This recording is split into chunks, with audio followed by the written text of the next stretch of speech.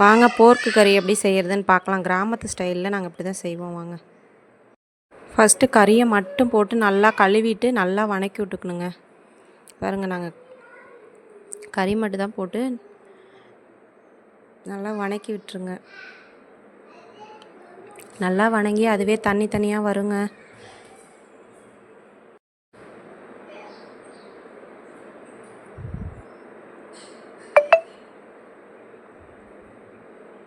பாருங்க, தண்ணி விட்டு நல்லா வெந்துருச்சுங்களா? இங்கே பாருங்கள், நல்லா இந்த மாதிரி வெந்து வரணுங்க.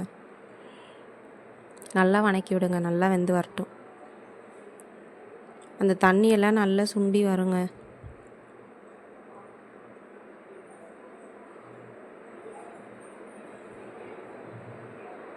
நல்லா இந்த அளவுக்கு வரணுங்க. இந்த அளவுக்கு நல்லா சுண்டி வந்ததுக்கப்புறம் இஞ்சி பூண்டு பேஸ்ட்டு போட்டுக்குங்க. பாருங்க, நான் என்னென்ன எடுத்து வச்சுருக்கேன்னு பாருங்கள்.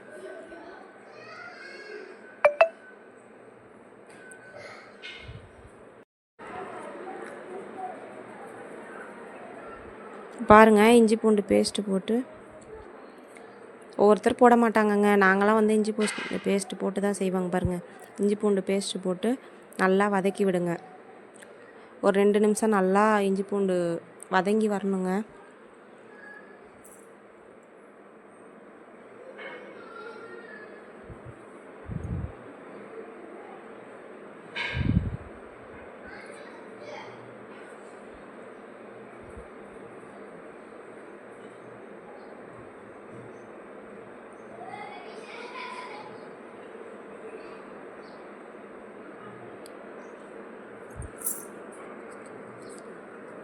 இப்போ பாருங்கள், வெட்டி வச்சுருக்க வெங்காயம், தக்காளி, பச்சை மிளகாய் எல்லாத்தையுமே போட்டுக்கலாங்க.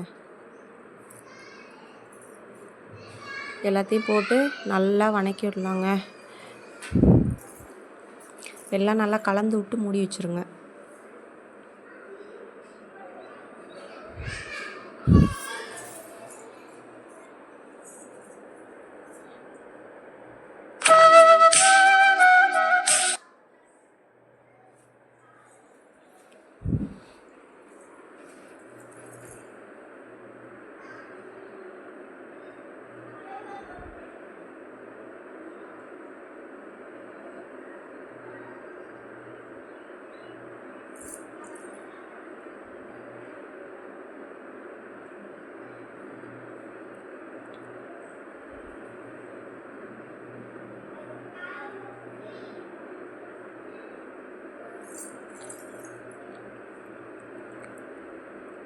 நல்லா வெந்து வர வரைக்கும் மூடி போட்டு நல்லா வேக விட்ருங்க. இங்கே பாருங்கள், எப்படி வெந்து வந்துருச்சுன்னு பார்த்தீங்களா?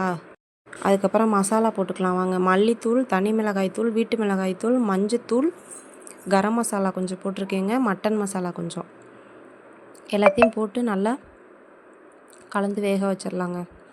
நல்லா பச்சை ஸ்மெல் போகிற வரைக்கும் நல்லா மிளகாத்தூள் எல்லாம் வெந்து வர அளவுக்கு வேக வச்சிடலாங்க.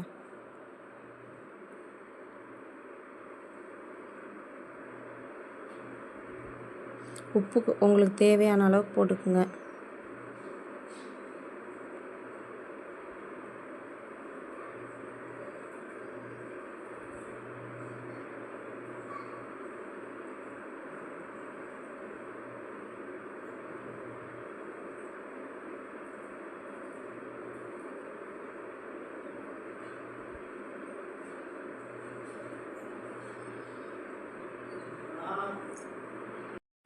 இங்கே பாருங்கள், வெங்காயம், தக்காளி எல்லாம் நல்லா வெந்து வந்துருச்சு. மசாலாவும் நல்லா வணங்கி வந்துருச்சு.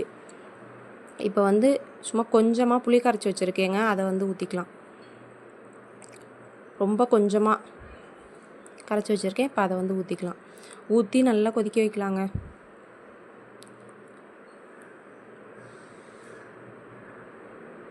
நல்லா கலந்து விட்டுருங்க. புளியை ஊற்றி கலந்து விட்டுட்டு மூடி வச்சுருங்க. மூடி போட்டு வச்சுருங்க.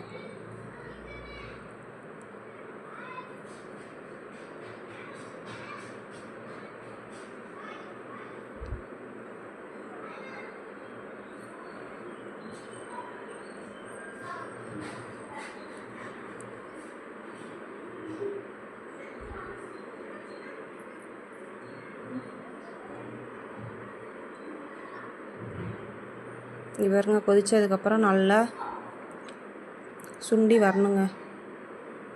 நல்லா கொதித்து சுண்டி வர வரைக்கும் வெயிட் பண்ணிக்கலாம்.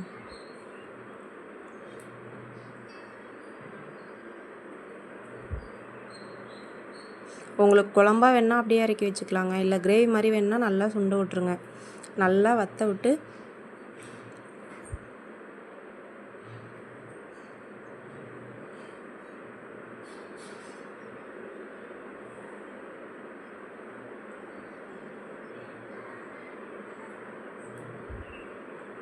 பாருங்கள் எந்த அளவுக்கு சுண்டி வந்துருச்சுன்னு பாருங்கள். நல்லா கிரேவி மாதிரி வந்துருச்சு பாருங்கள்.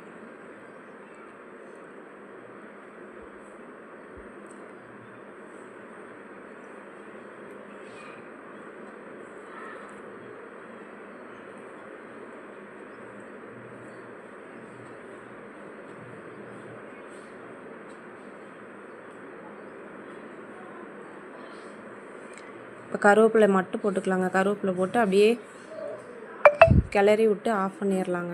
இறக்கி வச்சிடலாம். அவ்வளோதாங்க. சாப்பாட்டோடு வச்சு சாப்பிட்டு பாருங்கள், சூப்பராக இருக்கும். நாங்களாம் அப்படி தாங்க செய்வோம். எப்படி இருக்குன்னு ஒரு டைம் செஞ்சு பாருங்கள். செஞ்சு பார்த்துட்டு எப்படி இருக்குன்னு கமெண்ட் பண்ணுங்கள்.